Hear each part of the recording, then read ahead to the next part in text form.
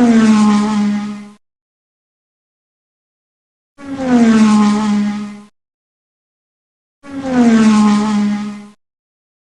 guys, NASCAR Racing 18 here. We have another NASCAR Authentic from the 2020 Wave 8. We have Jeff Gordon's 2020 iRacing Pro Invitational Series car, which is his Rainbow Warrior car. On the back are some other cars and trucks, and two trucks. Let's get him out of the box. So first up, here's the card. And also it says Gordon brings back his iconic scheme for the iRacing finale. So basically, with the pandemic going on, NASCAR has done iRacing events. And one of them was the iRacing Pro Invitational Series. And Jeff Gordon was in the Talladega one, but it was his Pepsi scheme. And North Wilkesboro, which is actually his final, or which was the final iRacing event, because NASCAR was going to head back to Darlington on that for next week.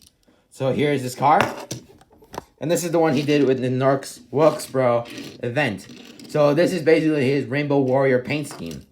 So the Rainbow Warrior scheme was very popular in 1993. Well, when it first arrived in 1993, and then it became popular until 2001, where Jeff Gordon switched it to the Blue Flames, and then it became the Black Flames, and then it switched to Exalta. So basically, the change was Exalta. He did return this scheme back in 2015, but that was with the Chevy Silverado. The Chevy SS. But now it's a Chevy Camaro. So basically, there's always red on the sides. Yellow, green, light blue, and dark blue. And also the classic yellow 24.